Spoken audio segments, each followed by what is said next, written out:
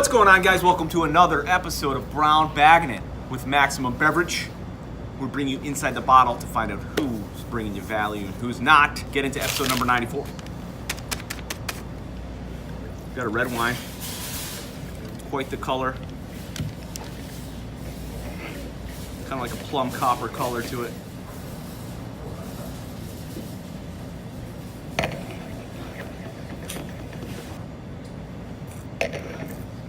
So that one's corked.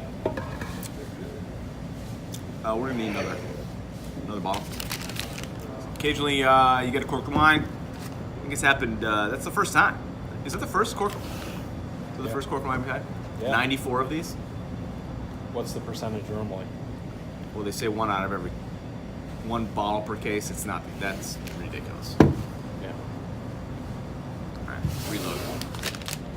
But bad bottle does not always mean the wine is corked. So please, if you do get a bottle of corked wine, bring it back to your retailer. They will gladly exchange it for you. So fresh bottle, episode 94. So again, sort of a plum copper. It's got like a little, like a tinge of orange around the outside of the, ooh, nice nose, vanilla. Mushroom. Reminds me of some kind of like, definitely European, for sure. It's got like some sort of like burgundy aromas. It's a nice nose. I like the nose. I'm intrigued by the nose. It makes me want to drink the wine for sure. Good acid. The palate, I'm getting a lot of fruit, like dense, robust fruit. Whereas I get kind of like that rhubarb, strawberry, blackberry on the nose. I'm getting that even more so on the palate. Man, I can't quite pin this one.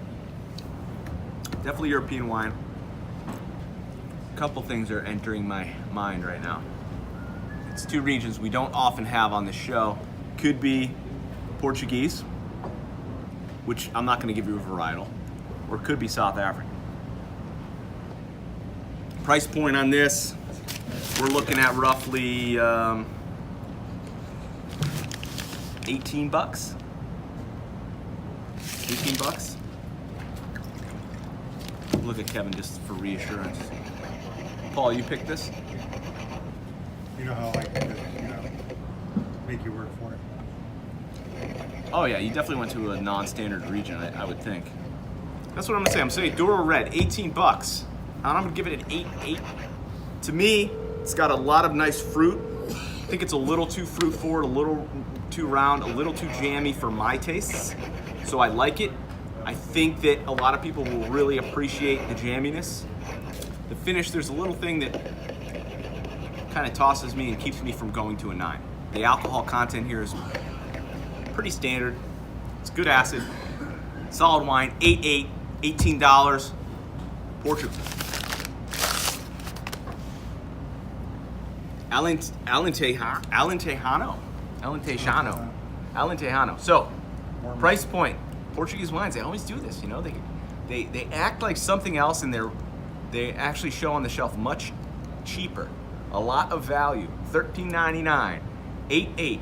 Subsided. Subsidio. That's an O? Yep. Does that look like an O to you? Subsidio. Like subsidio? Susudio? It's like a Phil Collins song. Subsidio. My Portuguese wine skills are lame. I will admit that. You got Aragonés, which is... Do Tempranillo. That's Tempranillo, right. We got Syrah, Alicante Bouchette, Cabernet Sauvignon. All right. Syrah's what How gives much it Syrah's in that? Tasted Syrah. It's a good amount of Syrah for sure. The Tempranillo, I can see that. So solid wine. Like it, $13.99. The producer is, now I got the stain on there. The producer is, who's the producer? Guys? It's Lima Mayer. Lima Mayer. Nice little wine from Portugal. Kind of a, there's a ton of value in Portugal. but it's often overlooked because the wines have a little bit of funk, which this definitely has a little bit of funk to it. They're a little off, kind of kilter. Not for everybody, but if you like fruit-forward wines with a little bit of off kilter at $14, this is definitely a buy. Come by and see us. West Hartford, Farmington. Cheers.